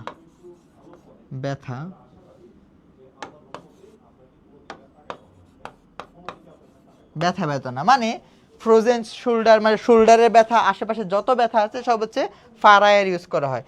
জৈব যৌগের কার্যকরীমূলক যদি শনাক্তকরণ করতে চাও মিডল আয়ার, আর মস্তিষ্কের যত সমস্যা এবং ব্রুনের যত সমস্যা সব কিছু কি নিয়ার আয়ার। তাহলে কি বলছে মস্তিষ্ক, তাহলে উত্তর কি হবে নিয়ার আয়ার।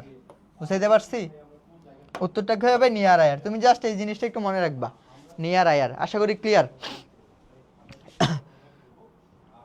পরে আসো দেখো আলফা বিটা গামার মধ্যে বেদন ক্ষমতা কোনটা বেশি, এটা সহজ প্রশ্ন তাও দিলাম। তাহলে সবচেয়ে বেশি স্ট্রং কে? গামা, তার এনার্জি বেশি। তারপর হচ্ছে বেটা, তারপর হচ্ছে আলফা, তাই তো? এই সিকোয়েন্স করেছে দেখো তো, গামা বেটা আলফা, গামা বেটা আলফা, এই যে ভেদন যোগ্যতা। সরাসরি মুখস্থ প্রশ্ন। এবার বলো পাঁচটি আয়ন উৎপন্ন হয় এরূপ দ্রব, যেমন হচ্ছে একটা দেয়া আছে দেখো ক্যালসিয়াম ফসফেট Ca3PO4 2, এর দ্রাব্যতা গুণফল কত মনে আছে? ক্যালসিয়াম কয়টা আছে? 3টা, মানে 3 এর উপরে 3 যাবে, ফসফেট 2টা, 2 এর উপরে 2 যাবে, দ্রাব্যতার উপর আমি প্লাস তুমি, মানে 3 + 2 যাবে। তাহলে কত? 108 s⁵ শেষ। সব শিখে ফেলছি, 108 s⁵। উত্তর হবে সি। আশা করি 3400 বুঝছো।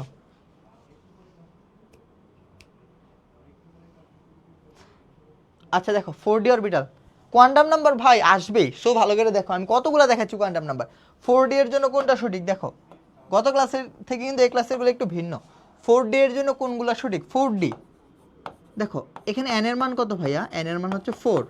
d এর জন্য l এর মান কত? d এর জন্য l এর মান হচ্ছে আমার 2। তাহলে আনসারটা কি হবে? n এর মান হবে 4, তারপরে হবে 2, m এর মান কি হবে? -2 -1 0 1 2। এটা কই আছে দেখো তো, 4 2 এটা কই আছে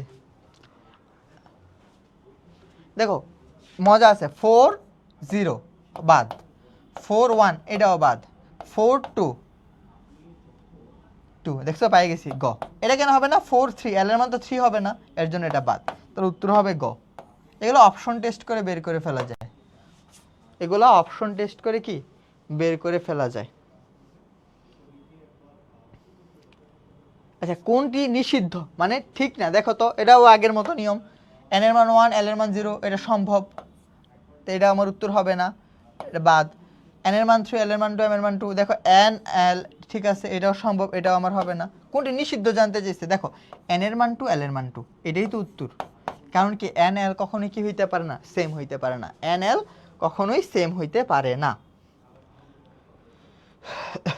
এটা খেয়াল করো, সমশক্তি সম্পন্ন অরবিটালে ইলেকট্রন প্রবেশের যে দিক নির্দেশনা এটা কে দিছে?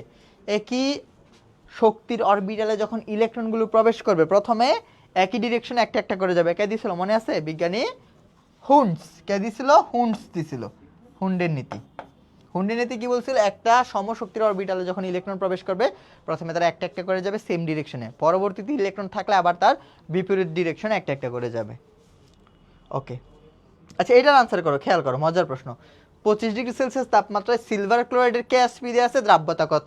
দেখো silver chloride, silver plus plus chloride minus, এটা এস হইলে এটা এস, এটা কি এস, তাহলে কেএসপি কি?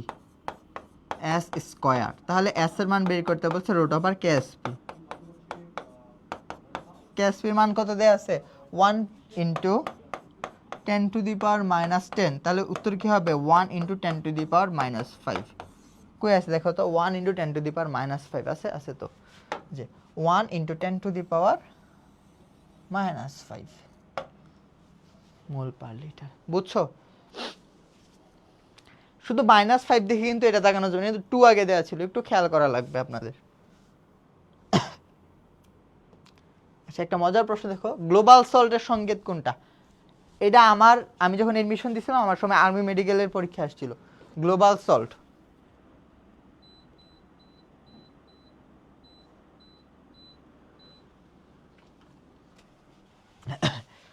আচ্ছা গ্লোবাল সল্ট নিয়ে একটা মজার পড়াশোনা আছে, এখানে হচ্ছে রিটেনে গ্লোবাল সল্টের জন্য তোমার এই দ্রাব্যতার উপর তাপমাত্রার প্রভাবে গ্রাফ আঁকতে বলতে হয়। হ্যাঁ, আচ্ছা একটু আমরা দেখি জিনিসটা। আচ্ছা সংকেতটা হচ্ছে এটা, সোডিয়াম সালফেট ইনটু 10 অণু পানি। কই সোডিয়াম সালফেট ইনটু 10 অণু পানি, এটাকে গ্লোবাল সল্ট বলা হয়। বা আচ্ছা খেয়াল করো, তোমাকে যেটা দেখাইতে যাচ্ছি, দ্রাব্যতার উপর তাপমাত্রার প্রভাব। যদি তাপ উৎপাদী বিক্রিয়া হয়, কি বললাম, তাপ উৎপাদী বিক্রিয়া, যদি তাপ উৎপাদী বিক্রিয়া হয়, তাপ উৎপাদী বিক্রিয়ার ক্ষেত্রে তুমি যদি টেম্পারেচার বাড়াও তখন তার দ্রাব্যতা কি হয়ে যাবে, কমে যাবে। বুঝতে পারছি? অথবা তুমি টেম্পারেচার কমাও তখন তার দ্রাব্যতা বেড়ে যাবে। এই হচ্ছে তাপ উৎপাদী বিক্রিয়ার ক্ষেত্রে। আর যদি তাপ হারি বিক্রিয়া হয় তার উল্টো হবে, তাপ হারি বিক্রিয়াতে কি ঘটে, টেম্পারেচার যত বাড়াবা তার দ্রাব্যতা তত বৃদ্ধি পাবে, টেম্পারেচার যত কমাবা তার দ্রাব্যতা তত কমতে থাকে। ক্লিয়ার? একটা হচ্ছে তাপ উৎপাদী বিক্রিয়ার জন্য, একটা হচ্ছে তাপ হারি বিক্রিয়ার জন্য। হইলো? তাহলে গ্রাফ দুইটা কিরকম হবে খেয়াল করো। তাহলে তাপ উৎপাদী বিক্রিয়ার জন্য যে গ্রাফটা হবে সেটা হবে এরকম, এপাশে হচ্ছে দ্রাব্যতা, এপাশে হচ্ছে তার টেম্পারেচার। তাপমাত্রা যত বাড়াবা দ্রাব্যতা তত কি কমতে থাকবে। তাহলে গ্রাফটা হবে এরকম, তাপমাত্রা যত বাড়াচ্ছ দ্রাব্যতা তত কমতেছে। ক্লিয়ার? আর তাপ হারি বিক্রিয়ার জন্য গ্রাফটা কিরকম হবে খেয়াল করো, টেম্পারেচার দ্রাব্যতা, তাপমাত্রা যত বাড়াবা দ্রাব্যতা তত বৃদ্ধি পেতে থাকবে। এই দুইটা গ্রাফ আমরা সবাই মোটামুটি জানি। কিন্তু আমার কনসার্ন এটা নিয়ে না, আমার কনসার্ন হচ্ছে গ্লোবাল সল্টটা নিয়ে। এমন কোনো ক্যালাস লবণ আছে, নর্মালি যেগুলো ক্যালাসিত লবণ মানে পানিযুক্ত লবণ, হ্যাঁ, সেগুলোর ক্ষেত্রে কি হয় দেখো, সোডিয়াম সালফেট,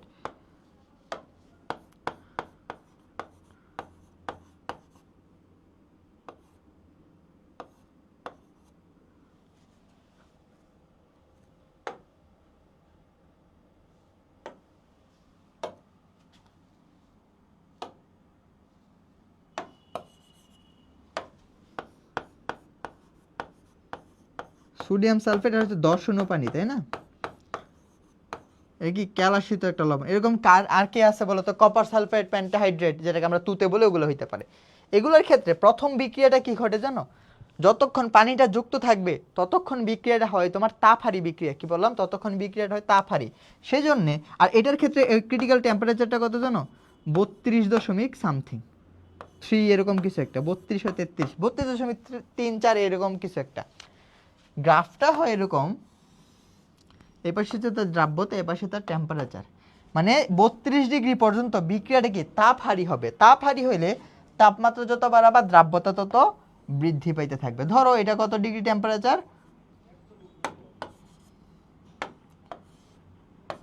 এই পয়েন্টটাকে ধরলাম হচ্ছে 32.3, কেমন ধরে নিলাম।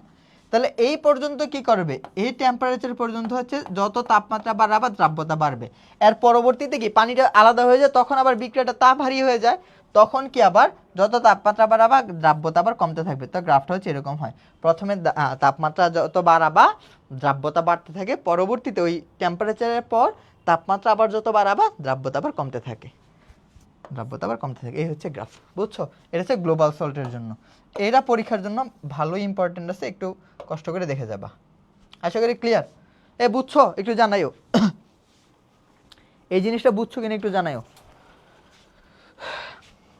আচ্ছা তারপরে আসো, চাপের সাথে কি সম্পর্ক, চাপ হ্রাস করলে কোনটি দ্রাব্যতা হ্রাস পাবে।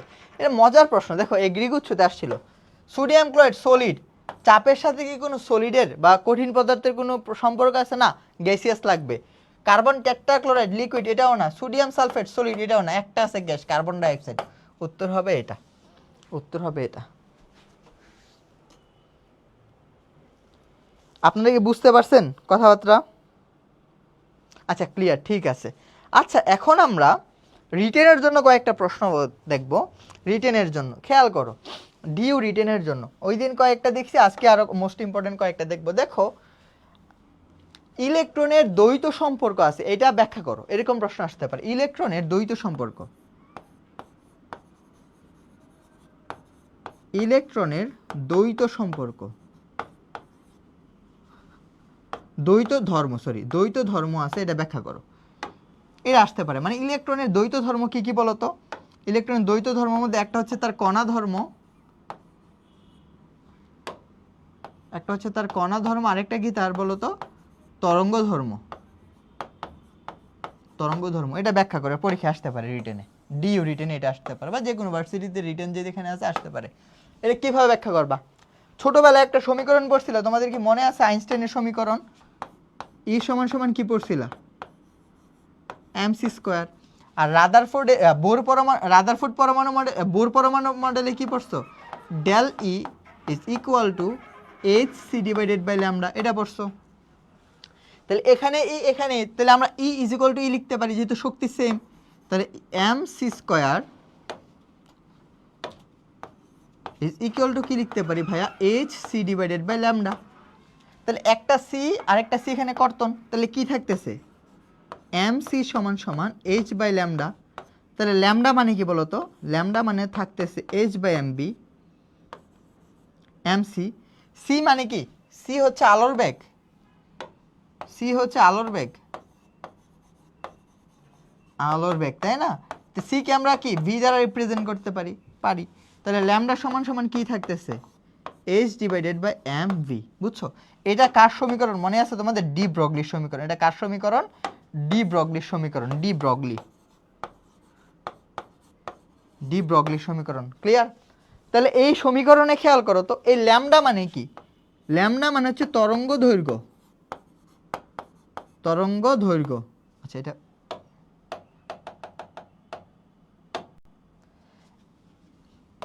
এই ল্যামডা মানে কি ভাইয়া? ল্যামডা হচ্ছে তরঙ্গ দৈর্ঘ্য, তরঙ্গ দৈর্ঘ্য মানে তরঙ্গ ক্যারেক্টার। আর এম ভি মানে কি? বস্তু কণার ভরবেগ, কণার ভরবেগ। সো কণা ধর্ম আছে, তরঙ্গ ধর্ম আছে। এই সমীকরণ দিয়ে ইলেকট্রনের যে কণা ধর্ম এবং তরঙ্গ ধর্ম আছে এটা ব্যাখ্যা করা যায়। এটা সমীকরণ টাকার ডি ব্রগলির সমীকরণ দিয়ে। তো পরীক্ষায় যদি আসে এটুকু দেখাই দিতে হবে। বুঝছো? বুঝতে পারলাম? তাহলে এই ডি ব্রগলির সমীকরণ দিয়ে কি করা যায়? এই জিনিসটা প্রকাশ করা যায়। পরবর্তীতে আরেকটা রিটেন আছে মজার। বিজ্ঞানী বোর বলছিল কি বলতো? অ্যাঙ্গুলার মোমেন্টাম বা কৌণিক ভরবেগ এম ভি আর, আচ্ছা এটাকে কৌণিক ভরবেগ L is equal to M V R is equal to N H by two আইস পাই।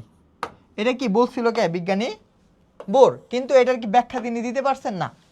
এটার ব্যাখ্যা কিন্তু তিনি দিতে পারেন নাই। এটা কিভাবে আসছে এটাও জানতে চাইতে পারে। এটা ব্যাখ্যা কি কে দিছিল? ব্রগলি দিছিল। কিভাবে? খেয়াল করো, আমরা জানি কি ইলেকট্রন হচ্ছে বৃত্তাকার পথে ঘুরে, তাই না? অরবিটালে ইলেকট্রন কিভাবে ঘুরে? তরঙ্গ আকারে ঘুরে, তাই না?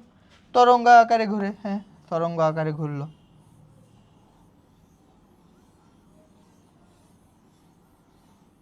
তরঙ্গ আকারে ঘুরে ইলেকট্রন।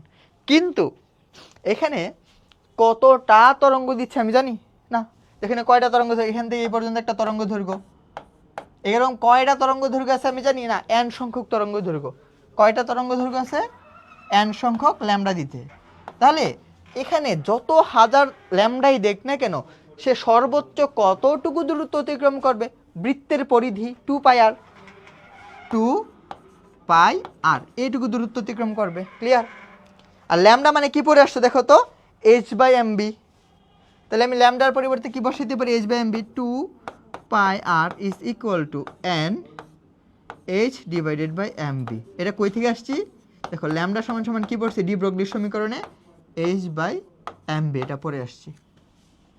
তাহলে এখান থেকে দেখো আমি এম ভিকে ওপরে নিয়ে আসি, এম ভি আর রাখি, তাহলে এম ভি আর, আর 2কে নিচে নিয়ে আসি, তাহলে উপরে কি থাকতেছে? N H divided by twice pi. N H divided by twice pi. এভাবে হচ্ছে এই সমীকরণটা আসে।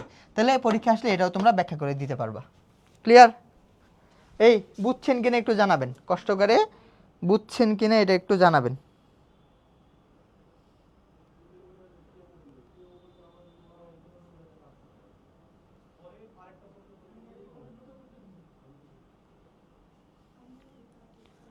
একটু কষ্ট করে জানান যে বুঝছেন কিনা। তাহলে গুণগত রসায়ন চ্যাপ্টারের মোটামুটি সবগুলো টপিক হচ্ছে কভার করার ট্রাই করছি। তো আপনারা যারা যারা ক্লাস করছেন তো করছেন, যারা করেন নাই কিছু করার নাই।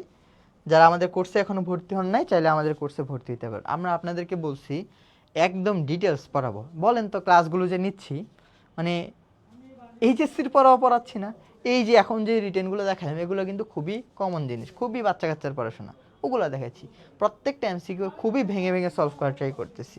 আপনারা দেখেন এই জিনিসগুলো এইভাবে সলভ করার কোনো প্রয়োজনই ছিল না, কারণ গত ক্লাসেগুলো দেখাই দিয়েছে তাও। আর এই যে আপনাদেরকে আইন শনাক্তকরণ যে ভয়, সবগুলো কি খুবই ক্লিয়ারলি দেখাই দেওয়ার ট্রাই করছি। এখন হচ্ছে আপনাদের হচ্ছে নিজেদের পড়াশোনা করা লাগবে, গুণগত রসায়নের যত এমসিকিউ পাবেন সব নিজেরা সলভ করে পরীক্ষা দিয়ে সলভ করা ট্রাই করবেন, মানে আনসার দেখে দেখে না, নিজেরা মানে কোশ্চেনগুলো দেখে সলভ করার ট্রাই করবেন উইদাউট আনসার, হ্যাঁ, না দেখে। তাহলে দেখবেন যে কতটুকু আপনি শিখলেন, কোথায় কোথায় ঝামেলা আছে, ঝামেলা থাকবে। ধরেন আপনি এখন যদি 100টা এমসিকিউ সলভ করতে চান, দেখবেন যে 70-80টা পারতেছেন, 20-25টা পারতেছেন না। তবে ওই যেগুলো পারবেন না ওগুলো নিয়ে কাজ করতে হবে, বুঝাইতে পারছি? তো সকলেই ভালো থাকেন, আজকের ক্লাসটা এই পর্যন্তই। আপনাদের সাথে হয়তো দেখা হবে কোর্সের ক্লাসে, ফ্রি ক্লাসে না, কোর্সের ক্লাসে। আসসালামু আলাইকুম। কোনো কোশ্চেন থাকলে করতে পারেন, আর না হয় হচ্ছে আমি ক্লাসটা শেষ করে দিচ্ছি। আপনাদের যদি কোনো স্পেসিফিক প্রশ্ন থাকে সেটা করতে পারেন।